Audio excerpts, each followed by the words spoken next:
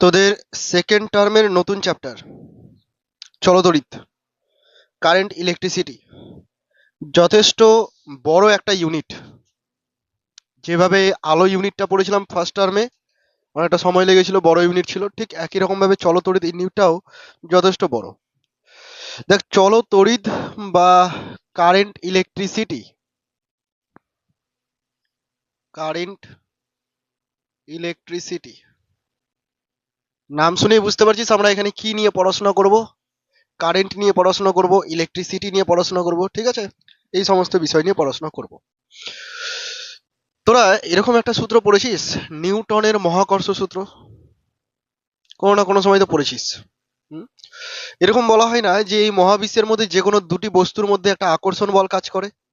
যেমন পৃথিবী আর আমার মধ্যে একটা আকর্ষণ বল কাজ করছে, এই বলটাকে আমরা কি বলি? মহাকর্ষ বল। কেন এই বলটা কাজ করে? কারণ আমাদের কিছুটা হলেও ভর আছে। যেই বস্তুর মধ্যে ভর থাকবে সেই বস্তুগুলোর মধ্যে একটা আকর্ষণ বল কাজ করে, মহাকর্ষ বল, তাই তো? মানে আমি ঘুরিয়ে পেঁচিয়ে এরকম বলতে পারি যে বস্তুর যে ধর্মের জন্য ওই বস্তু দুটোর মধ্যে মহাকর্ষ বল কাজ করবে সেই ধর্মটাকে আমরা বলে থাকি ভর। কথাটার মানে বুঝতে পারলে আমি কি বললাম? পৃথিবী একটা বস্তু, আমি একটা বস্তু, আমাদের দুজনের মধ্যে মহাকর্ষ বল কাজ করছে। কেন কাজ করছে? কারণ আমাদের দুজনের ভর আছে। তাহলে যে ধর্মের জন্য আমাদের মধ্যে মহাকর্ষ বল কাজ করছে সেই ধর্মটার নাম হচ্ছে ভর। বুঝতে পারলি? ঠিক একই রকম ভাবে সেম সেম দুটো বস্তু, এদের মধ্যে একটা তড়িৎ বল কাজ করে। কি বল বললাম? তড়িৎ বল যদি কাজ করে তাহলে নিশ্চয়ই এরা, এদের মধ্যে কিছুটা হলো আধান আছে। যে ধর্মের জন্য এদের মধ্যে তড়িৎ বল কাজ করবে সেই ধর্মটাকে বলবো আমরা আধান। আধান একটা নতুন টার্ম তোরা শুনছিস, আধান বা ইংরেজিতে বলি চার্জ। ঠিক আছে? তো চার্জ বা আধান, এই যে নতুন টার্মটা, কি জিনিস একটু ফিল করতে হবে। ফিল করার জন্য আমি তোদেরকে বলি, বইয়ের ভাষাগুলো ছেড়ে দে, একদম নিজের মতো ভাব। শীতের দিনে যখন সোয়েটার খুলিস তখন শরীর শরীর থেকে যখন খোলা হয় তখন দেখবি কেমন একটা গায়ে পটপট আওয়াজ হতে শুরু করে, লোমের সাথে, হয় না? বা অনেকক্ষণ সোয়েটার পরে থাকার পর, সোয়েটার খোলার পর যদি চেয়ারে বসতে যাস, বিশেষ করে প্লাস্টিকের চেয়ারে, দেখবি গায়ের লোমগুলো চেয়ারের সাথে লেগে যাওয়ার মতো হয়ে যাচ্ছে, তাই না? সোজা হয়ে যাচ্ছে, এমনটা হয়। আবার হয়তো এরকম এক্সপেরিমেন্ট তোরা দেখেছিস যে ছোট ছোট কাগজের টুকরো কাছে চিরুনি মাথায় ঘষে যদি নিয়ে আসা হয় তাহলে কাগজের টুকরোগুলোকে টেনে নিচ্ছে। এই যে ঘটনাগুলো ঘটছে, এই সব ঘটনা ঘটছে আধানের জন্য। আধান বলে একটা টার্ম, যেটা আমরা চোখে দেখতে পাবো না, সেই সেই ধর্মটার জন্য। কি জিনিস? ধর এরকম ছোট ছোট ছোট ছোট কয়েকটা কাগজের টুকরো আমি রেখে দিয়েছি, ঠিক আছে? আর একটা চিরুনিকে মাথায় ঘষে, শুকনো মাথায় ঘষে তুই এর কাছে নিয়ে আসলি, দেখবি এই কাগজের টুকরোগুলো লাফ দিয়ে দিয়ে ওর কাছে চলে যাচ্ছে। হুম? কেন এমনটা হচ্ছে? যখন এই চিরুনিটাকে মাথার চুলের সাথে ঘর্ষণ করা হচ্ছে তখন চুল এবং চিরুনি, এদের দুজনের মধ্যে কোনো একটা বস্তু থেকে অন্য একটা বস্তুতে ইলেকট্রন ট্রান্সফার হয়ে যাচ্ছে। হুম?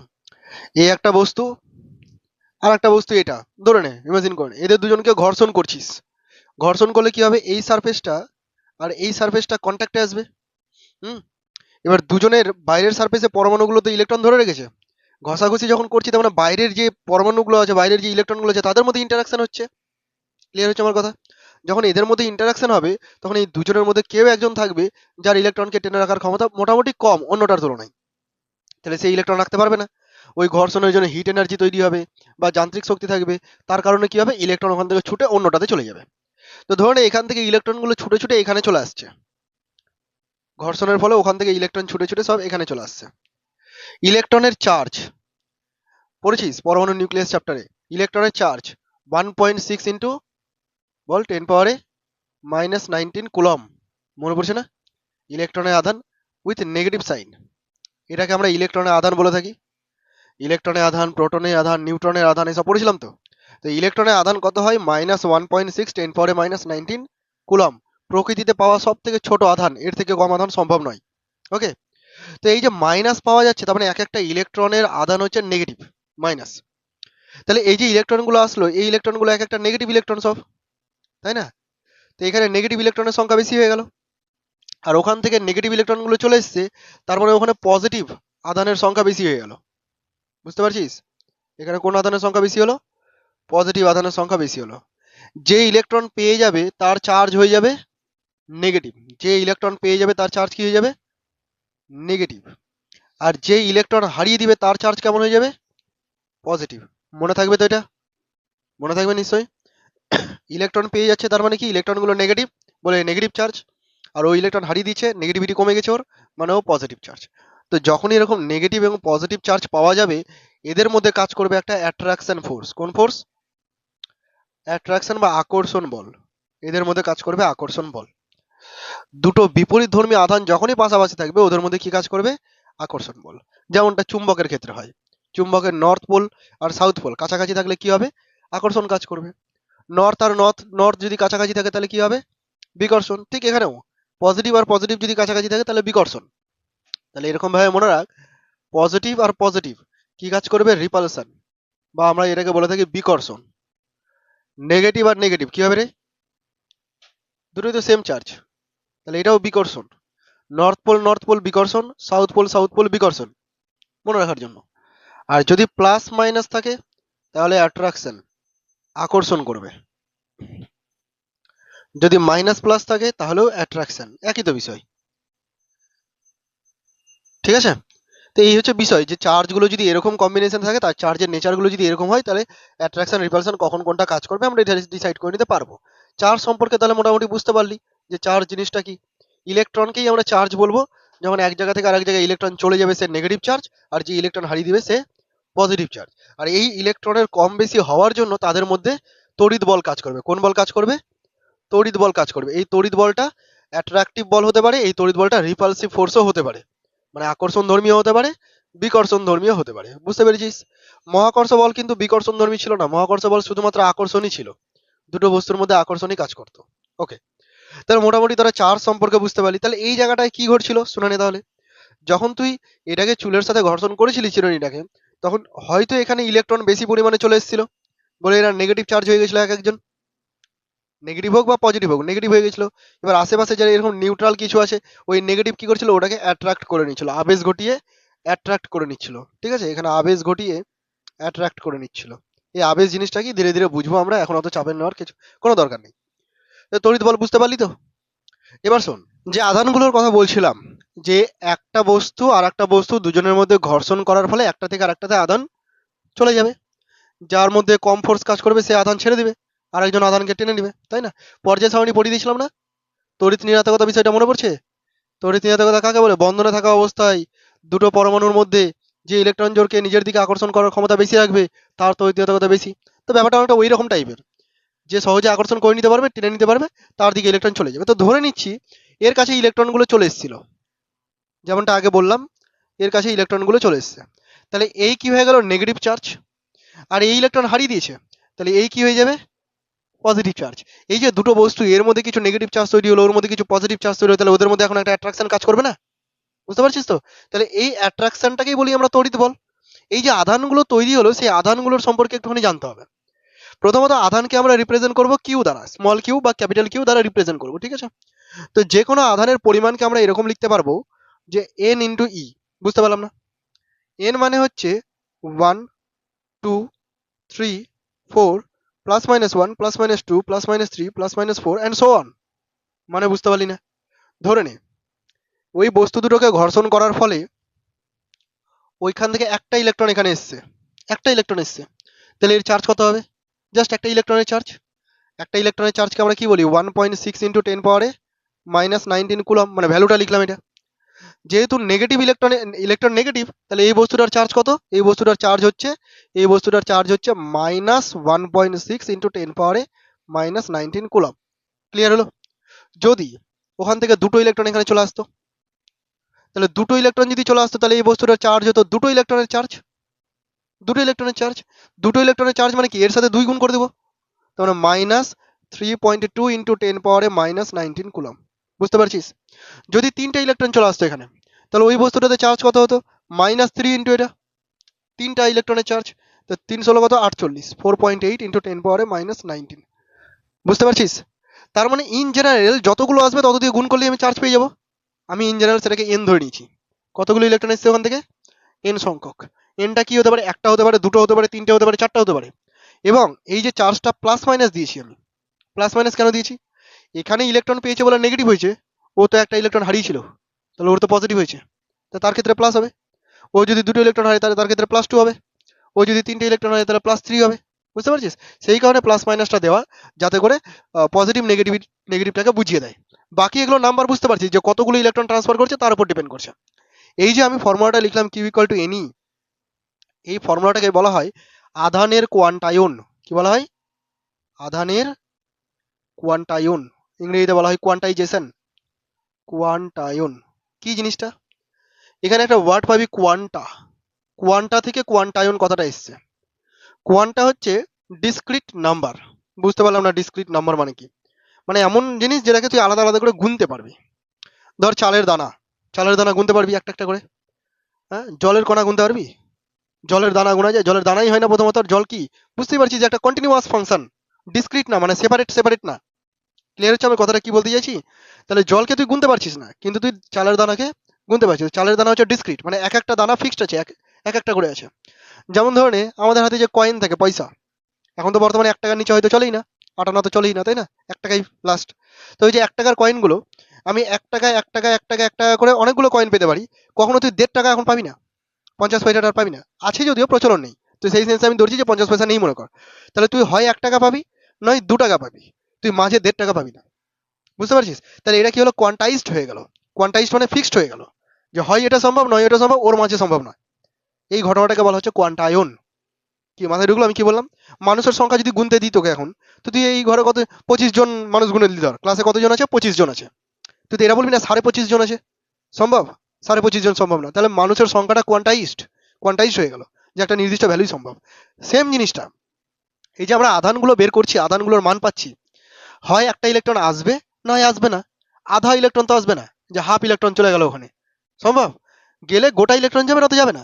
এবার একটা ইলেকট্রন যদি আসে তাহলে আধান এটা হবে, দুটো ইলেকট্রন যদি আসে তাহলে আধান এটা হবে। এদের মাঝে আর কোনো আধান সম্ভব নয়, কারণ 1.5খানা ইলেকট্রন তুই নিয়ে আসতে পারবি। বুঝতে পারছিস আমি কি বলতে চাইছি?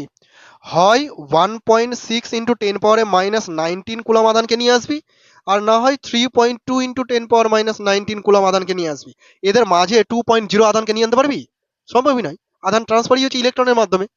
তো সেই কারণে বলা হচ্ছে যে প্রকৃতিতে যে কোনো মানের আধান আমরা পাবো না। প্রকৃতিতে কিছু নির্দিষ্ট মানের আধানই পাওয়া সম্ভব, এবং সেই নির্দিষ্ট মানের আধান কত কত? একটা ই, একটা 2e, একটা 3e, একটা 4e। কখনো তুই 2.5e পাবি না, পসিবল নয়। মাথায় ঢুকলো আমি কি বলতে চাইছি? সেই জন্য এই ঘটনাটাকে কি বলা হয়? আধানের কোয়ান্টায়ন। কোয়ান্টা কথার অর্থ কি? আলাদা আলাদা করে গোনা, ডিসক্রিট। ঠিক আছে? সেইখান থেকে সেটা আধানের কোয়ান্টায়ন। তো এই ফর্মুলাটা খুব কাজে লাগে। এই ফর্মুলাটা দিয়ে তোকে অনেক সময় বলবে যে কতগুলো ইলেকট্রন ট্রান্সফার হয়েছে বের করো। একটা প্রশ্ন দিই, তাহলে বুঝিয়ে যাবি। এরকম প্রশ্ন দিল যে একটি বস্তুর, শুনে নে আগে, একটি বস্তুর আধান, একটি বস্তুর আধান হচ্ছে -6.4 ইন্টু 10⁻⁻19 কুলম। আচ্ছা, মাইনাস দিয়েছি, তার মানে ওর মধ্যে ইলেকট্রন এক্সট্রা আছে নাকি ইলেকট্রন ছেড়ে দিয়েছে? কোনটা? ইলেকট্রন পেয়েছে বলেই নেগেটিভ হয়েছে ও। আচ্ছা, তাহলে একটা বস্তুর আধান হচ্ছে এত কুলম। হুম, এবার আমি বলবি যে ওই বস্তুটার মধ্যে, বস্তুটিতে অতিরিক্ত ইলেকট্রনের সংখ্যা কত? অতিরিক্ত ইলেকট্রনের, শর্টে লিখে দিলাম, সংখ্যা কত? বুঝতে পারলি আমি কি প্রশ্ন করলাম? 4টা। সহজেই বুঝিয়ে যাচ্ছিস, কারণ মাল্টিপলটা কত সহজ দিয়ে দিয়েছি। অনেক সময় এরকম সহজ দিবে না। তো তোরা কি করবি? ডাইরেক্ট ফর্মুলা বলবি। তুই বলবি যে ধরে নিচ্ছি n সংখ্যক ইলেকট্রন ট্রান্সফার করেছে, এক একটা ইলেকট্রনের চার্জ হচ্ছে ই, তাহলে n সংখ্যক ইলেকট্রনের চার্জ কত হবে? ne, আর সেটাকে আমরা কি বলে থাকবো? q। তো q এর ভ্যালু ওখানে দেওয়া আছে 6.4 ইন্টু 10⁻⁻19 কুলম, ভ্যালু বসালাম। n ইন্টু ই এর ভ্যালু কত? 1.6 ইন্টু 10⁻⁻19 কুলম। ক্যান্সেল আউট হয়ে গেল, 4 ষোলো 64, তাই তো? দশমিক উঠিয়ে দিলে 4 ষোলো কত হচ্ছে? 64। তার মানে n ইকুয়াল টু কত হলো? 4। অর্থাৎ 4টা ইলেকট্রন ওর মধ্যে বেশি আছে। পারবো কিনা? এটা যখন পেরে গেলি, তাহলে এই অঙ্কটা আমাকে করে দেখাবি যে 80 মাইক্রো কুলম। মাইক্রো মানে, মাইক্রো মানে 10 পাওয়ারে, ভুলে গেছিস? বাহ। 1 মাইক্রো মানে হচ্ছে 10⁻⁻6, ক্লাস 9 এর ফার্স্ট চ্যাপ্টার ফিজিক্যাল সায়েন্সে, পরিমাপ। 1 মাইক্রো মানে কত? 10⁻⁻6। তো আমি প্রশ্ন করলাম যে 80 মাইক্রো কুলম আধানে মাইনাস, আচ্ছা প্লাস, প্লাস 80 মাইক্রো কুলম আধানে বর্জিত ইলেকট্রনের সংখ্যা কত? কোয়েশ্চেনটা বোঝ আগে। প্লাস বলেছি তার মানে ইলেকট্রন আছে না হারিয়ে দিয়েছে? হারিয়ে দিয়েছে। মাইনাস হলে ইলেকট্রন পেতো, তো প্লাস মানে ইলেকট্রন হারিয়ে দিয়েছে, তার মানে ইলেকট্রন বর্জন করেছে। সেই জন্য আমি বলেছি দেখ বর্জিত ইলেকট্রনের সংখ্যা। তাহলে কতটা ইলেকট্রন বর্জন করেছে তুই আবার সেই ফর্মুলায় যাবি, এর এর বদলে আমি এটা দিয়েছি, তাই না? তাহলে আবার সেই ফর্মুলায় যাবি, কিউ ইকুয়াল টু এনই বা N equal to Q by E, তাই না? ভ্যালু বসিয়ে দিতে পারতি। কিউ কত আছে? 80 মাইক্রোকুলম। মাইক্রো মানে কি বললাম তোদেরকে? -6। আর ই মানে কত ছিল? 1.6 10 পাওয়ারে -19। ক্যালকুলেশন দেখে একদম ঘাবড়াবি না, খুব সহজ ক্যালকুলেশন আছে। পাওয়ারের মাইনাস ওপরে গেলে প্লাস হয়ে যাবে। হুম, তাহলে এরকম করবি তুই, 80/1.6, পয়েন্টটাকেও সরিয়ে উপরে শূন্য করে দে, 800/16, কাটাকাটিটা সহজ হবে, 5 16 80 হয়, ইন্টু 10 পাওয়ারে -19, ওপরে গেল +19, আর উপরে তো -6 ছিলই। হুম, আচ্ছা এটা কাটাকাটি করলে কত হচ্ছে? 5 16 80 আর শূন্য মানে 50, 50 ইন্টু 10 পাওয়ারে কত হবে রে? 13 হয়ে গেল। তো একটা শূন্য আবার ওখানে গুণ করে দে, তাহলে 5 ইন্টু 10 পাওয়ারে 14। এটাই ঠিক লাগছে কিনা? 5 ইন্টু 10 পাওয়ারে 14, বুঝতে পারলি? তার মানে কতগুলো ইলেকট্রন আছে, কতগুলো ইলেকট্রন হারিয়েছে? 5-এর বিপরীতে 14টা শূন্য, এতগুলো ইলেকট্রন হারিয়েছে ও। বোঝা গেল? এরকম ভাবে আমরা ইলেকট্রনের সংখ্যাগুলোকে বের করতে পারি এই আধানের কোয়ান্টাম এই ফর্মুলাটাকে ব্যবহার করে। ওকে, টুকে নেই, পুরোটা টুকে নে।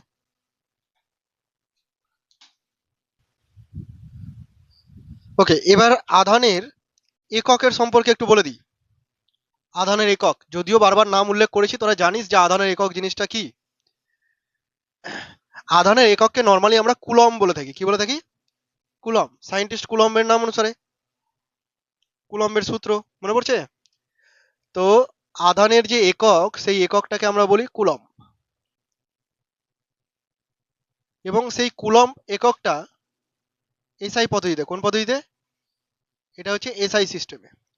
যদি সিজিএস সিস্টেমে বের করতে হয়, সিজিএস সিস্টেমে এককটা জানতে হয়, তাহলে এই এককটা হবে স্ট্যাট কুলম। কি কুলম? সিটা বড় হাতের, স্ট্যাট কুলম। ঠিক আছে? এই স্ট্যাট কুলমের আরো একটা নাম আছে, ইএসইউ আধান। শুধু ইএসইউ বলবো না, ইএসইউ আধান বলবো।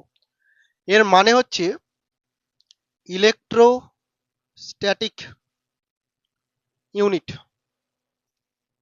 ইলেকট্রোস্ট্যাটিক ইউনিট, শর্টে ইলেকট্রোস্ট্যাটিক ইউনিট, এটাকে কি বলবো? ইএসইউ আধান। স্ট্যাট কলম বললেও চলবে, কোনো সমস্যা নেই, বইয়ে দেখবি ইএসইউ আধান লেখা আছে।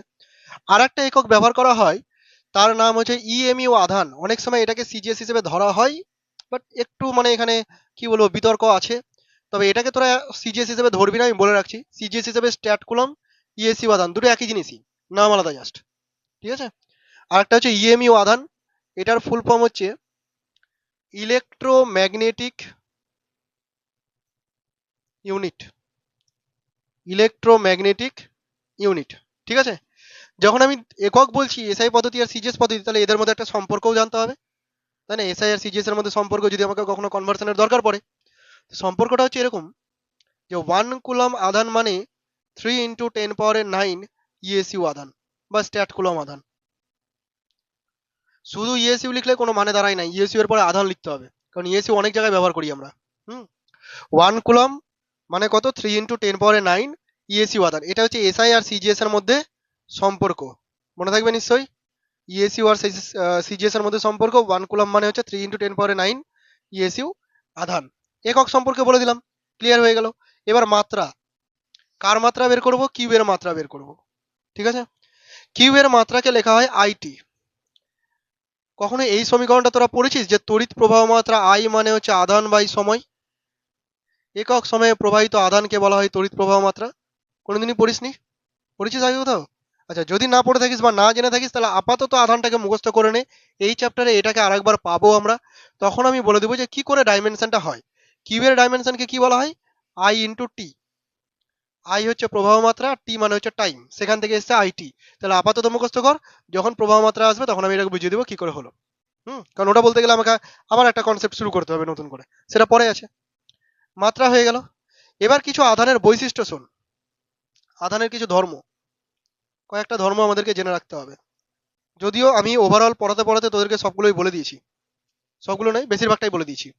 যেমন সমধর্মী আধান পরস্পরকে বিকর্ষণ করে, আর বিপরীতধর্মী আধান পরস্পরকে আকর্ষণ করে। তাহলে এরকম ভাবে আমি ইংরেজিতে লিখে দিচ্ছি, লাইক চার্জেস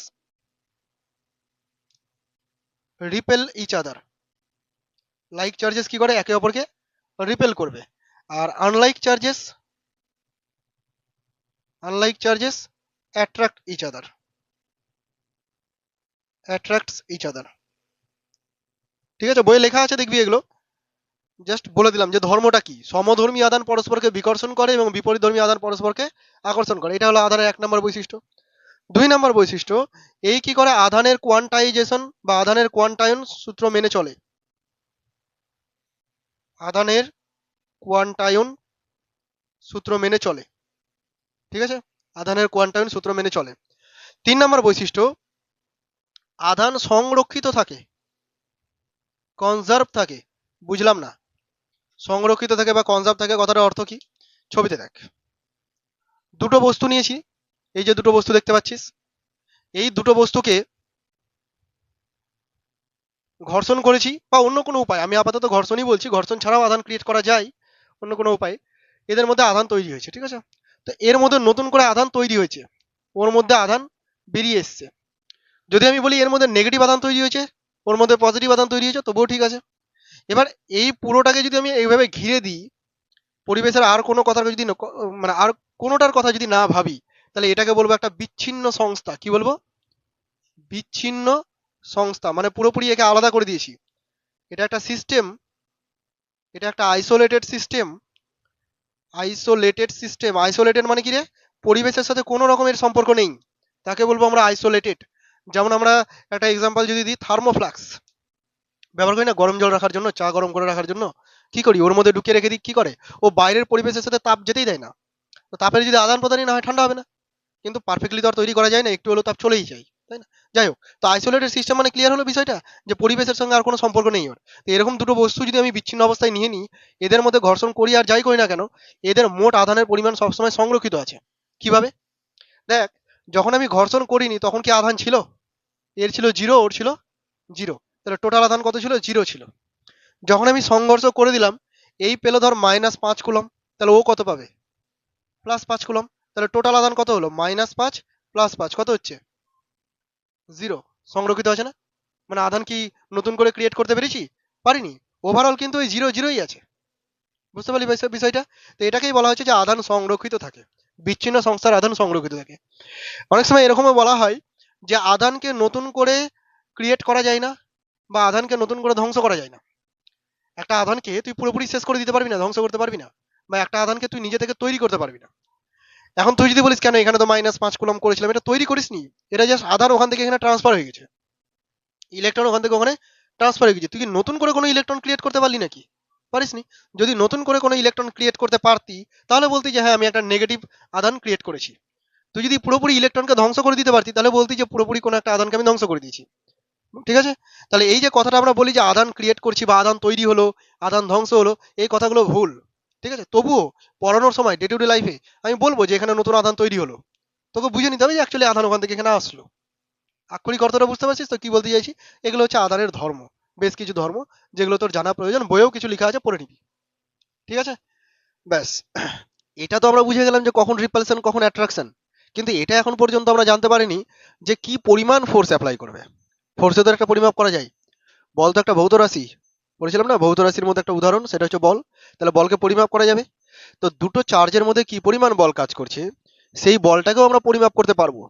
এবং সেই বলের পরিমাপ সংক্রান্ত সূত্র সবার প্রথম দিয়েছেন বিজ্ঞানী কুলম্ব। কে দিয়েছেন? কুলম্ব। আমরা কুলম্বের সূত্র পড়ব। খুব গুরুত্বপূর্ণ এই সূত্রটা, কুলম্বের সূত্রটা, মন দিয়ে শুনবি। কুলম্বের সূত্রতে বলা হচ্ছে যে দুটো চার্জ, ধরুন এখানে একটা চার্জ আছে আর এখানে একটা চার্জ আছে। চার্জ বলতে কোনো বস্তুর মধ্যে চার্জ আছে, তাই না? তো এখানে একটা চার্জ ধরে নে Q1 চার্জ, আর এখানে একটা চার্জ আমি ধরে নিচ্ছি Q2 চার্জ। চার্জগুলোকে কিউ দিয়ে রিপ্রেজেন্ট করা হয়। ওকে, তো কোনটা পজিটিভ কোনটা নেগেটিভ ওগুলো ছাড়, হয় আকর্ষণ কাজ করবে না বিকর্ষণ কাজ করবে, কিছু তো কাজ করবে। এবার তড়িৎ বল তো আছেই এখানে। তো সেই যে তড়িৎ বলটা, তাকে যদি আমি এফ বলি, তো বিজ্ঞানী কুলম্ব দেখিয়েছেন যে এই তড়িৎ বলটার মান এদের আধান দুটোর গুণফলের সমানুপাতিক। মানে আধান দুটোকে গুণ করতে গেলে মান যত বেশি হবে, এদের মধ্যে ক্রিয়াশীল আকর্ষণ বা বিকর্ষণ বলের মান তত বেশি হবে। কি বুঝতে পারছিস তো আমি কি বলতে চাইছি? আবার তিনি বললেন যে এদের মধ্যে যে ডিস্টেন্সটা আছে, যদি আমি ডিস্টেন্সটাকে আর ধরে নিই, তো বলছেন যে এদের দূরত্বের বর্গের ব্যস্তানুপাতিক। এদের দূরত্বের বর্গের ব্যস্তানুপাতিক মানে দূরত্ব যত বেশি হবে ফোর্স তত কম হবে। স্বাভাবিকভাবে যত দূরে দূরে থাকবে ফোর্স তত কম অ্যাপ্লাই করবে, তাই না? তো এই হচ্ছে কুলম্বের সূত্র। এবার এই পুরোটাকে যদি এক জায়গায় কম্বাইন করা যায় তাহলে এরকম লিখতে পারবো F proportional to Q1 Q2 divided by R square. বলা যাবে কিনা রে? বুঝতে পারছিস নিশ্চয়ই? ওকে, প্রপোর্শনাল সাইনটাকে সরিয়ে দিলে একটা কনস্ট্যান্ট চলে আসবে না? K into Q1 Q2 by R square. এই প্রপোর্শনাল সাইন সরিয়ে দিলে একটা কি আছে? কনস্ট্যান্ট আছে, ঠিক আছে? তোদের বইতে কে লেখা আছে, আমি কে ড্যাশ দিচ্ছি, কারণ কেটাকে অন্য কিছু নাম দিয়ে পরিচয় দিব। হুম, তো এটাকে কে ড্যাশ হিসেবে তোরা আপাতত মনে রাখ, কোনো একটা কনস্ট্যান্ট কে ড্যাশ। এই হচ্ছে কুলম্বের সূত্র। তোকে যখন এই কুলম্বের সূত্র জানতে চাইবে, বিবৃতি সহ তোকে গাণিতিক রূপটাও দিতে হবে। হুম, দুটো আধানের মধ্যে ক্রিয়াশীল আকর্ষণ বা বিকর্ষণ বল অথবা দুটো আধানের মধ্যে ক্রিয়াশীল তড়িৎ বল আধান দুটির গুণফলের সমানুপাতিক এবং তাদের দূরত্বের বর্গের ব্যস্তানুপাতিক। কি হলো বিষয়টা? এই গাণিতিক রূপ থেকেই তৈরি। দুটো আধানের মধ্যে ক্রিয়াশীল আকর্ষণ বা বিকর্ষণ বল আধান দুটোর গুণফলের সমানুপাতিক এবং তাদের মধ্যবর্তী দূরত্বের বর্গের ব্যস্তানুপাতিক। হয়ে গেল সূত্র। তারপরে বলে দিলাম যে দুটো চার্জ যদি Q1 Q2 হয়, তারা পরস্পর থেকে আর দূরত্বে থাকে, তাহলে কুলম্বের সূত্র অনুযায়ী এটা। বুঝতে পারলি তো এতদূর পর্যন্ত? এবার শোন, এই যে এই বিষয়টা আমি লিখলাম এখানে, যে কে ড্যাশ, এই কে ড্যাশটাকে সম্পর্কে একটু পড়তে হবে আমাদেরকে আলাদা করে। কে ড্যাশ হচ্ছে একটা কনস্ট্যান্ট, এটার সম্পর্কে আমাদেরকে একটুখানি পড়তে হবে।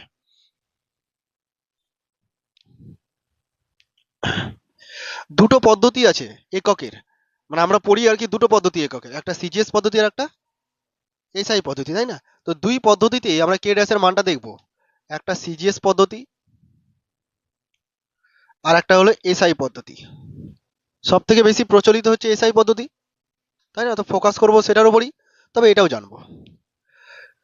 F equal to K dash Q1 Q2 by R square, এখানেও same formula, F equal to K dash Q1 Q2 by R square.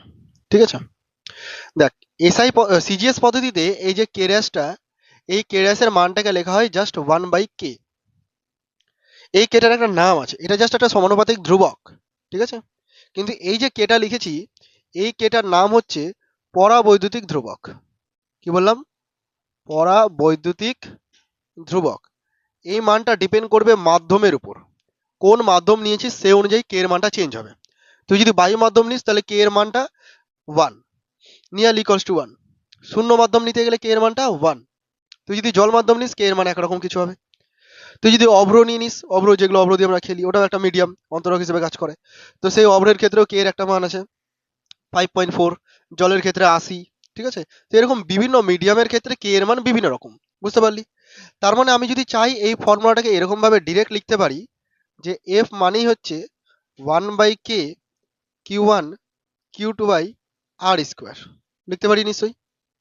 যদি আমি বলি না এই পুরো ইকুয়েশনটা আমি এয়ার মিডিয়ামে করছি, তাহলে এয়ার মিডিয়াম বোঝানোর জন্য এখানে এফ এয়ার লিখে দিলাম। ঠিক আছে, এয়ার মিডিয়ামের ক্ষেত্রে কে এর মান কত বললাম? 1। তাহলে ওটা আর থাকবে না, just Q1 Q2 by R square, কারণ এয়ার মিডিয়ামের ক্ষেত্রে কে কে কি হয়ে যাবে? 1 হয়ে যাবে। এয়ার মিডিয়াম না হতে গেলে কে এর একটা মান থাকবে। হ্যাঁ, কে এর মান শূন্য আবার হবে না, এটা কখনো বলিস না যে শূন্য শূন্য হবে না, কে এর মান 1 থেকেই কিছু একটা হবে। ক্লিয়ার হলো এতদূর পর্যন্ত? এবার এসআই পদ্ধতিতে আই। সিমিলারলি এসআই পদ্ধতিতে একই রকম ভাবে এই যে কে ড্যাশ আছে, এই কে ড্যাশের একটা মান আছে। এখানে তো কে ড্যাশকে 1/k লিখেছি, ওখানে কে ড্যাশকে কি লেখা হয় দেখ, কে ড্যাশকে লেখা হয় 1/4 পাই এপসাইলন। কি বলা হয় এটাকে? এটাকে বলা হয় এপসাইলন, এপসিলন বা এপসাইলন। ঠিক আছে, গ্রিক অক্ষর এপসিলন। 1/4 পাই এপসাইলন, আর বাকি যা ছিল Q1 Q2 by R square. মানে এখানে কে ড্যাশ কনস্ট্যান্টটা হচ্ছে এইটা, সরি সরি, এখানে কে ড্যাশ কনস্ট্যান্টটা হচ্ছে এটা 1/4 পাই এপসিলন। ওকে, তাহলে আমি যদি চাই এই ইকুয়েশনটাকে এরকম ভাবে লিখতে পারি, that F equal to 1/4 pi epsilon Q1 Q2 by R square. বল এরকম লিখতে পারি নিশ্চয়ই? কারো কোনো সমস্যা হচ্ছে এত দূরে? ওকে, এখানে কনস্ট্যান্টটা জাস্ট 1/k আর এখানে কনস্ট্যান্টটা 1/4 পাই এপসিলন। ঠিক আছে, এবার এই যে এপসিলনের কথাটা বললাম, এই এপসিলনের ভ্যালুটাও আবার আরেক রকম ভাবে লেখা যায়। এটাকে লেখা যায় এরকম ভাবে, কে এপসিলন নট। এপসিলনের ভ্যালুটাকে কি লেখা যায়, কে এপসিলন নট, মানে ওখানে নিচে একটা শূন্য দিয়ে দিচ্ছি, ওটাকে নট বলি আমরা। ঠিক আছে, এপসিলন 0 বা এপসিলন নট বলবি, কে এপসিলন নট। যেখানে কে এর মানে কি, কে মানে হচ্ছে ওই আগের জিনিসটাই, পরাবৈদ্যুতিক, মনে পড়ছে, পরাবৈদ্যুতিক ধ্রুবক। এটা মাধ্যমের উপর ডিপেন্ড করবে এর ভ্যালুটা, তাই না, পরাবৈদ্যুতিক ধ্রুবক। আর এই যে এপসাইলন নট, এই এপসাইলন নট হচ্ছে তড়িৎ ভেদ্যতা। কি এটা, তড়িৎ ভেদ্যতা। এই নামগুলো দরকার, আমি যে নামগুলো বলছি এই নামগুলো দরকার। এপসাইলন নটের নাম কি, তড়িৎ ভেদ্যতা। নট দিয়ে আমি বোঝাতে চাইছি শূন্য মাধ্যমের। হুম, তাহলে শূন্য মাধ্যমের তড়িৎ ভেদ্যতা এটা, এটা হচ্ছে শূন্য মাধ্যমের তড়িৎ ভেদ্যতা। ক্লিয়ার? আর এই যে এপসিলন, এই যে এপসিলনটা, এটার নাম হচ্ছে জাস্ট তড়িৎ ভেদ্যতা, মানে কোন একটা মাধ্যমের তড়িৎ ভেদ্যতা। কেমন যেন হেজিয়ে গেল না? আর একবার একটু রিপিট করে দিই বিষয়টা কি আছে। কে ড্যাশের বদলে লিখবো 1/4 পাই এপসিলন। 4 পাই তো সংখ্যা, এটা নিয়ে কোনো সমস্যা নেই। এপসিলনটা কি, এপসিলনটা হচ্ছে তড়িৎ ভেদ্যতা। এই তড়িৎ ভেদ্যতা কার, এই তড়িৎ ভেদ্যতা হচ্ছে মাধ্যমের। কোন মাধ্যমের, যে মাধ্যমে করছি, এয়ার মাধ্যম হতে পারে, শূন্য মাধ্যম হতে পারে, জল মাধ্যম হতে পারে, কাঁচ মাধ্যম হতে পারে, যে কোনো মাধ্যম। তাহলে সেই মাধ্যমের তড়িৎ ভেদ্যতা মানে মাধ্যম বিশেষে এপসিলন মান চেঞ্জ হয়ে যাবে। তুই চাইলে এপসিলনকে কে এপসিলন নট লিখতে পারিস, যেখানে এপসিলন নটও তড়িৎ ভেদ্যতা বা শূন্য মাধ্যমের, এর একটা ফিক্সড ভ্যালু আছে, আমি বলে দেবো। আর কেটা হচ্ছে মাধ্যমটার পরাবৈদ্যুতিক ধ্রুবক। তাহলে এই ভ্যালুটা যদি ফিক্স থাকে, বাকি কিছু ডিপেন্ড করছে কে এর উপর। কে এর মান চেঞ্জ হবে, সেই অনুযায়ী মাধ্যমের তড়িৎ ভেদ্যতা চেঞ্জ হয়ে যাবে। ক্লিয়ার হয়েছে? তাহলে সমীকরণটাকে এরকমও লেখা যেতে পারে, 1/4 পাই কে epsilon naught into Q1 Q2/r²। বুঝতে পারলি এতদূর পর্যন্ত? তো এটা হলো এসআই পদ্ধতিতে ভ্যালু, এই ভ্যালুটা হলো এসআই পদ্ধতিতে, এসআই সিস্টেমে যদি মেজার করিস। এই ভ্যালুটা হলো সিজিএস পদ্ধতিতে। ঠিক আছে, এটা সিজিএস পদ্ধতিতে। এবার শোন, আমি যদি বলি না আমি এখানে এয়ার মিডিয়ামের জন্য করব, বা শূন্য মাধ্যম, এয়ার মিডিয়াম বা শূন্য মাধ্যম প্রায় সেম, একই ধরে নেবো। তো যদি বলি আমি এখানে এয়ার মিডিয়ামের জন্য করবো, তাহলে এখানে কি চেঞ্জ করা উচিত আমার? এখানে এয়ার মিডিয়ামের জন্য আমি কি করেছিলাম, কে এর ভ্যালুকে 1 বসিয়েছিলাম, তাহলে এখানেও সেম জিনিসটাই করবো। এয়ার মিডিয়ামের জন্য কে এর জায়গাতে কি বসাবো, তাহলে ফর এয়ার মিডিয়াম কেটাকে যদি 1 করে দিস, কি হবে, এটা just 1/4 pi epsilon not Q1 Q2/r²। এটা এয়ার মিডিয়ামের জন্য। তুই জেনারেলি মুখস্থ রাখছিস কোনটা, এই ফর্মুলাটা এবং এই ফর্মুলাটা, সিজিএস আর এসআই। ক্লিয়ার হলো কিনা বল? কারো কোনো সমস্যা আছে? এইটুকু না একটু লিখে নিবি, কারণ তোদের বইগুলোতে এইভাবে করা নেই, এই জিনিসগুলো এসআই সিজিএস পদ্ধতি এগুলো করা নেই। ঠিক আছে, এগুলো 12 এর কনসেপ্ট থেকে আমি তোদের বলছি। তো এইটুকুটা, এই স্লাইডটা অন্তত করে নে, টুকে নে।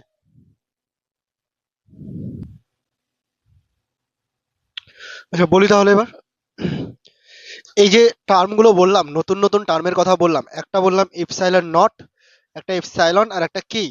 এই যে নতুন নতুন টার্মগুলো বললাম, তো এই যে কনস্ট্যান্ট গুলো, এদের কিছু ভ্যালু আছে, সেই ভ্যালুগুলো আমাদেরকে মুখস্থ করতে হবে। ঠিক আছে, যেমন প্রথমেই বলি তোদেরকে এপসাইলন নটের ভ্যালুটা। এপসাইলন নট মানে কি, এপসাইলন নট মানে হচ্ছে শূন্য মাধ্যমের তড়িৎ ভেদ্যতা, তাই তো। এপসাইলন নট মানে হচ্ছে শূন্য মাধ্যমের তড়িৎ ভেদ্যতা।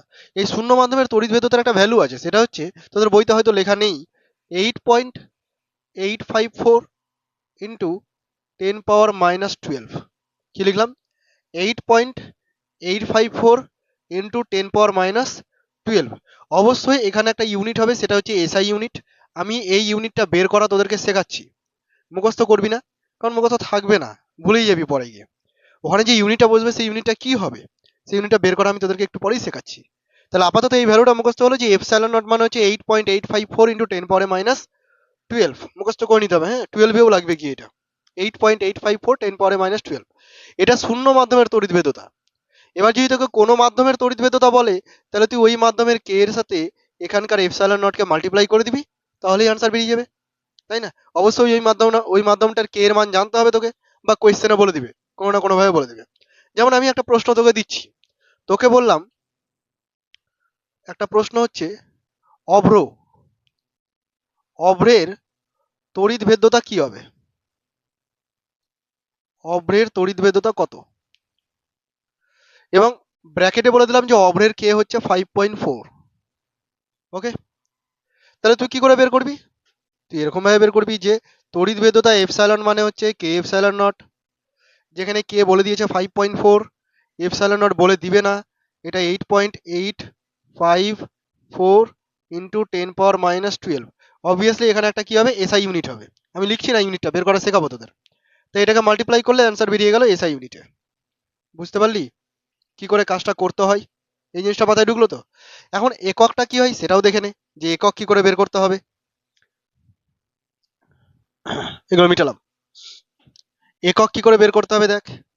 একক বের করতে পারবি তুই এই ফর্মুলা থেকেই, বা এই ফর্মুলা থেকে, বা এখান থেকে, যে কোনো জায়গা থেকে তুই একক বের করতে পারবি। আমি এটাকে যদি কাজে লাগাই, এই ফর্মুলাটাকে যদি কাজে লাগাই, একটা জিনিস খেয়াল কর, এই রাশিমালাটাতে তুই সবার একক জানিস। বলের একক জানিস নিউটন, কিউ মানে চার্জের একক কুলম, তাই না? 1.6 10⁻⁻19 কুলম, কুলম বলি তো, তাহলে চার্জের একক কুলম। আর ডিস্টেন্সের একক মিটার, এসাইতে বলছি আমি সবকিছু। তাহলে সবকিছু জানিস, শুধু এপসাইলন নটের একক জানিস না, তো বের করতে পারবো না এখান থেকে। তুই যদি এই রাশিমালাটাকে একটু সাজিয়ে লিখিস যে এপসাইলন নট সমান সমান 1/4πf into Q1 Q2 by R square, লেখা যাবে না এরকম? দেখতে এপসাইলন নট এখানে আসলে এফটা ওখানে চলে গেল, এরকম লেখা যাবে তো? তো এদিকের এককগুলো বসা, এপসাইলন নটের একক সমান ইকুয়াল টু, ওপরে চার্জের একক দুবার আছে তার মানে কুলম স্কোয়ার, আর নিচে ফোর্সের একক আছে নিউটন, আর ডিস্টেন্সের একক আছে মিটার, তার আবার স্কোয়ার আছে। তার মানে অ্যাকচুয়ালি ইউনিটটা হলো coulomb square per newton per metre square. কি বুঝতে পারছিস? Coulomb square newton inverse metre পাওয়ারে -2, এটাই হচ্ছে এপসাইলন নটের একক। তাহলে এখানে যে আমি এসআই এককগুলো লিখছিলাম, এখানে কি লেখা উচিত? এইটা লেখা উচিত, coulomb square per newton per metre square. বুঝতে পারলি কিনা বল?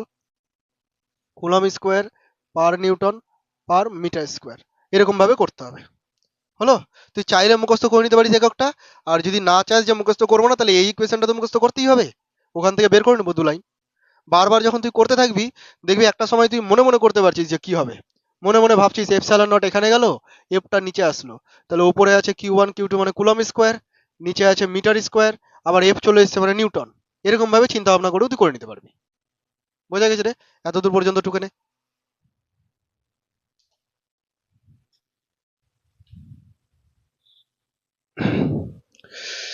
আচ্ছা, এপসাইলন নটের কথা তো বললাম। এবার এবার আমরা দেখবো 1/4π এপসাইলন নট, এই পুরো রাশিটা, এই ভ্যালুটা দেখ, পুরোটাই কিন্তু একটা কনস্ট্যান্ট ভ্যালু, কারণ 4π একটা সংখ্যা, এপসাইলন নটেরও একটা নির্দিষ্ট ভ্যালু আছে। তাহলে পুরোটাকে ক্যালকুলেশন করলে কিন্তু একটা নির্দিষ্ট ভ্যালু তুই পাবি, একটা মান পাবি। সেই মানটা যদি ক্যালকুলেটরে তুই বের করে দেখিস, 4π ইন্টু এপসাইলন নটের ভ্যালু কত রে? 8.854 ইন্টু 10⁻⁻12, তাই তো? এই ভ্যালুটা যদি ক্যালকুলেট করিস, তাহলে দেখবি এই ভ্যালুটা আসবে এরকম 9 ইন্টু 10⁻9।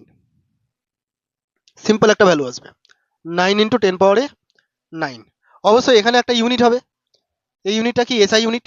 তো এসআই ইউনিট না বলে আমি ইউনিটটা বের করে দেখিয়ে দিচ্ছি তোকে, যে ইউনিটটা কি হবে। কার ইউনিট বলছি? 1/4π এপসাইলন নট, এটা এখানে আছে না? আছে তো?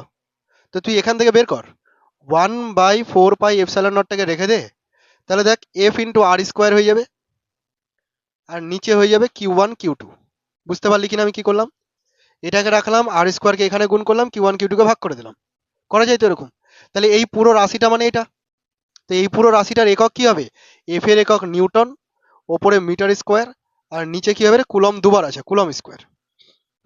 তার মানে এককটাকে লিখতে পারি নিউটন মিটার স্কোয়ার, আর একটা কি লিখতে পারি? কুলম পাওয়ারে -2। পারি কিনা? তো 1/4π এপসাইলন নটের ইউনিট হচ্ছে এটা, অনেক সময় গুলিয়ে যায়, নিউটন মিটার স্কোয়ার কুলম পাওয়ারে -2। এইটা হচ্ছে 1/4π এপসাইলন নটের ভ্যালু। তুই ভুলে গেলে কি করবি? এই ইকুয়েশনটা থেকে বের করবি, যখন যেটা প্রয়োজন। এপসাইলন নট প্রয়োজন হলে বের করা যাবে, 1/4π এপসাইলন নট হলে সেটাও বের করা যাবে। বোঝা গেছে? তা আমি যদি বলতাম যে এই ফর্মুলাটাকে ডাইরেক্ট এরকম লিখবো, যে এয়ার মিডিয়ামে ফোর্স মানে হচ্ছে 9 into 10⁻9 Q1 Q2 by R square, ভুল করতাম লিখলে? এটার বদলে আমি যদি এটা লিখতাম 1/4πε0 এর বদলে যদি এটা লিখতাম ভুল হতো কি? হতো না। তোদের বইতে এটা লেখা আছে, এই সমস্ত কিছু বলেনি এগুলো, বুঝতে পারলি? ডিরেক্ট লেখা আছে 9 × 10⁻৯ Q1 Q2/r²। কোথা থেকে আসলো সেটা তো বুঝে গেলি, জিনিসটা কোথা থেকে হলো। এটা হচ্ছে 1/4πε0। তোকে কখনো কখনো পরাবৈদ্যুতিক ধ্রুবকের একক জানতে চাইতে পারে। কার একক? পরাবৈদ্যুতিক ধ্রুবক। এই যে পরাবৈদ্যুতিক ধ্রুবক, এটার একক যদি তোকে কখনো জানতে চাই, কি করে বের করবি সেটাও দেখে নে। এগুলো মিটিয়ে দিচ্ছি। পরাবৈদ্যুতিক ধ্রুবক কে এর একক জানতে হলে তোকে এই ফর্মুলাটার হেল্প নিতে হবে। মনে পড়ছে না? এপসাইলনকে কে এপসাইলন নট লেখা যায়। তাহলে এখান থেকে তুই বলতে পারবি যে কে মানেই হচ্ছে এপসিলন নট, বলতে পারবি। এটা কি রে? এটা তড়িৎ ভেদ্যতা। আর এটা কি? শূন্য মাধ্যমের তড়িৎ ভেদ্যতা। দুটোই তড়িৎ ভেদ্যতা। তো তড়িৎ ভেদ্যতা বাই তড়িৎ ভেদ্যতা, কোনো ইউনিট নেই, বা ইউনিট থাকলেও কেটে গেল। ওপরেরটা ইউনিট বাই নিচের ইউনিট কেটে গেল। তাহলে কে কি? কে হচ্ছে ইউনিট লেস বা একক বিহীন। তোকে যদি প্রশ্ন করে একটা একক বিহীন রাশির নাম বলো, পরাবৈদ্যুতিক ধ্রুবক একটা একক বিহীন রাশি। হ্যাঁ, ওখানে পড়েছিলি তোরা আপেক্ষিক গুরুত্ব, ক্লাস 9-এ মনে আছে? একক বিহীন রাশি কাকে বলে তার উদাহরণ দাও। তো ওর মধ্যে একটা উদাহরণ এটা হতে পারে পরাবৈদ্যুতিক ধ্রুবক, যার কোনো একক নেই। ক্লিয়ার হয়েছে না? লিখে নে এইটুকু।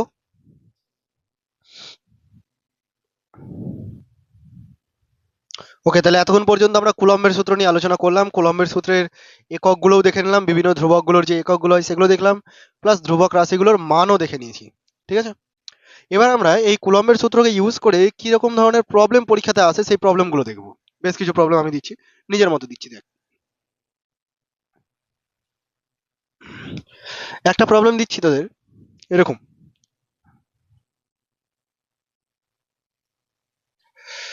মন দিয়ে শুনবি।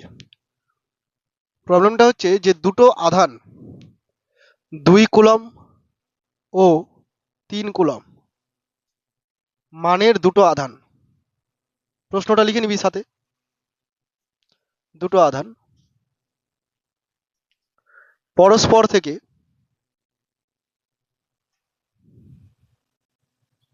5 মিটার ব্যবধানে অবস্থিত।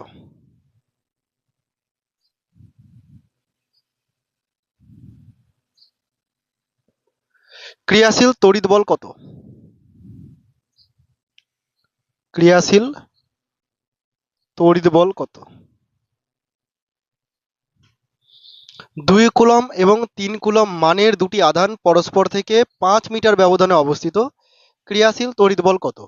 মানে তাদের মধ্যে যে বলটা কাজ করবে, তড়িৎ বলটা, তার ভ্যালুটা কত?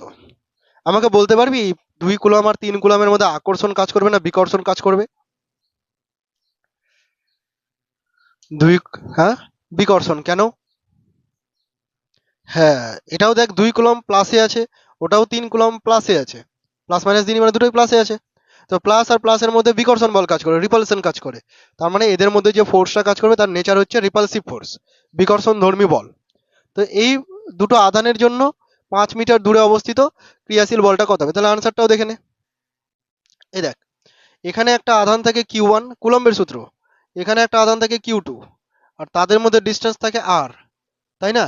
তুই বুঝতে পারছিস Q1 বলতে এখানে 2 কুলম্বের কথা বলেছে, আর Q2 মানে এখানে 3 কুলম্বের কথা বলেছে, আর ডিস্টেন্স R বলা হয়েছে কি 5 মিটার। মানে সবগুলো এসআই পদ্ধতিতেই আছে, বুঝতেই পারছিস। তাহলে তুই যে ফর্মুলাটা ইউজ করবি সেটা এসআই পদ্ধতিতেই করার চেষ্টা করবি। তাহলে এদের মধ্যে ক্রিয়াশীল বল F সমান সমান, যেহেতু এখানে বলে দেয়নি যে কোন মাধ্যমে করতে হবে, বলেছে কিছু? জল মাধ্যমে করো, কাঁচ মাধ্যমে করো, বায়ু মাধ্যমে করো, কিছু বলেনি। তাহলে বাই ডিফল্ট আমরা কাঁচ মাধ্যম, সরি, বাই ডিফল্ট আমরা বায়ু মাধ্যম ধরে নেব। যখন কোনো মাধ্যম উল্লেখ করছে না, তো আমরা বায়ু মাধ্যম। যদি স্পেশাল কোনো মাধ্যম থাকে তাহলে সেটা উল্লেখ করে দেবে ওরা। ঠিক আছে, তাহলে বায়ু মাধ্যমের ক্ষেত্রে ফর্মুলা 9 × 10⁻৯ Q1 Q2/r²। মনে পড়ছে রে? হ্যাঁ, তুই লিখতে পারিস 1/4πε0, কিন্তু তারপরে তো আবার ভ্যালুটা বসাতেই হচ্ছে। আমি একবারই করে দিলাম। তাহলে 9 × 10⁻9 রেখে দিচ্ছি। Q1 মানে 2, Q2 মানে 3, আর মানে কত? 5, তার আবার স্কোয়ার আছে। ক্যালকুলেশন করে নেব। 3 2 6, 6 9 54, 54/25 ইন্টু 10⁻9। এত দূর ঠিক আছে তো? এবার একটু ডিভিশনটা করতে হবে। 25 দিয়ে কর, 25 দুগুণে 50, আর 4 নামছে, দশমিক নিয়ে 0, আবার 25 একে 25, থাকবে 15, 0 6। দেখ তো 2.16 হচ্ছে কিনা, একবার ভাগটা করে নিবি তোরা, করে দেখে নিস, মিলিয়ে নিস। যেহেতু ফোর্স বের করছি, ফোর্সের একক তো নিউটন হবে এসআই পদ্ধতিতে, তাহলে একক হিসেবে আমি নিউটন বসিয়ে দিলাম। একটু এই ভাগটা কর, ভাগটা করে মিলিয়ে নিস আমারটা ঠিক হলো কিনা।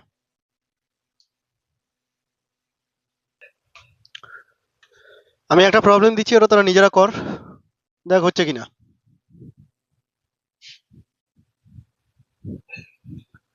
প্রশ্ন লিখ।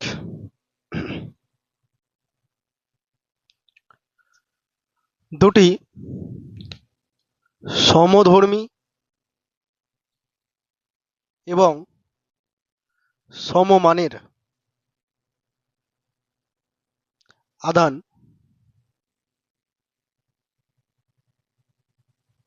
পরস্পর থেকে 25 সেন্টিমিটার দূরে অবস্থিত।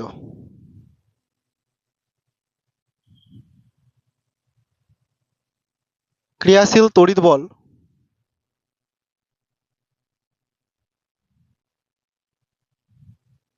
25 না করে 5 মিটার করে দিই, ক্যালকুলেশনটা সুবিধা হবে। শুধু প্রসেসটা শেখাচ্ছি শিখে নে। ক্রিয়াশীল তড়িৎ বল সমধর্মী বলেছে, ক্রিয়াশীল তড়িৎ বল 9 ইন্টু 10⁻⁹ নিউটন হলে আধান দুটির প্রতিটির মান কত?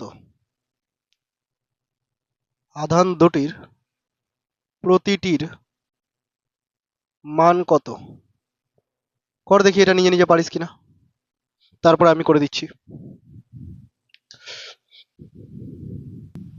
শোন তাহলে, যে যেমন করেছিস এদিকে একটু দেখে নে, কনক্লুশনটা শোন। তড়িৎ বল বলেছে, তাহলে এফ ইকুয়াল টু, তুই ফর্মুলায় চলে গেলি 9 ইন্টু 10⁻⁹ Q1 Q2। আচ্ছা লেখালেখি তো করতে হবে, আমি আপাতত লেখালেখির ওপর ফোকাস করছি না, যে ধরি আধান দুটো এটা এটা ওই সমস্ত জিনিস ফোকাস করছি না, বিষয়টা বুঝে নে, ধীরে ধীরে লেখাটাও প্র্যাকটিস করিয়ে দেবো। তো প্রশ্ন অনুযায়ী তুই দেখতে পাচ্ছিস যে ফোর্সের মান দিয়েছে 9 10⁻⁹, এটা ফোর্স দেওয়াই আছে অলরেডি, এই দেখ, আর ফর্মুলাতে 9 10⁻⁹ ছিল, রেখে দিলাম। Q1 Q2 দুজনকেই বলেছে সমমানের এবং সমধর্মী, মানে যদি পজিটিভ হয় তো দুজনই পজিটিভ, যদি নেগেটিভ হয় তো দুজনই নেগেটিভ, এবং মানটাও সমান, মানে Q1 আর Q2 দুজনের ভ্যালু সেম। তো আমি দুটোকে কিউ ধরে নিই, তাহলে কিউ ইন্টু কিউ মানে কি হবে রে? Q square by R square, বুঝতে পারলি? আর এর জায়গাতে কাকে লিখবো? ডিস্টেন্স 5, তাহলে 5 এর স্কোয়ার। কি হবে দেখ, এদিকে এটা এটা ক্যান্সেল আউট হয়ে যাচ্ছে, দেয়ারফর 5 স্কোয়ার সমান সমান কিউ স্কোয়ার, তাই তো? বা তুই বলতে পারিস কিউ সমান সমান √25, বলতে পারিস √25।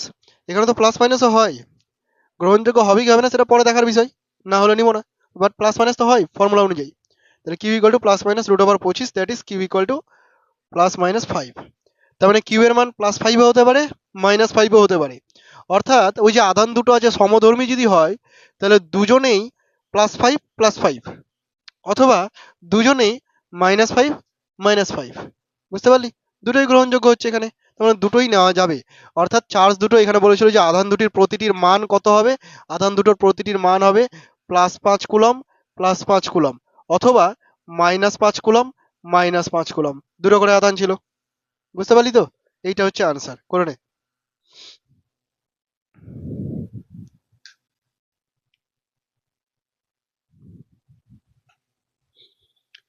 ব্যাস, কুলম্বের সূত্র থেকে মোটামুটি প্রবলেম দেখিয়ে দিলাম, বইতে নেই করা এগুলো, যেগুলো আমি করালাম বাড়িতে গিয়ে আরেকবার এই প্রবলেমগুলো দেখবি, প্র্যাকটিস হয়ে যাবে। এবং ইন ফিউচার আরও করাবো, এই ধরনের প্রবলেম আরও করাবো, তোদের গাইড বই থেকেও করাবো, প্লাস নিজের মন থেকেও কিছু কিছু করাবো, ঠিক আছে?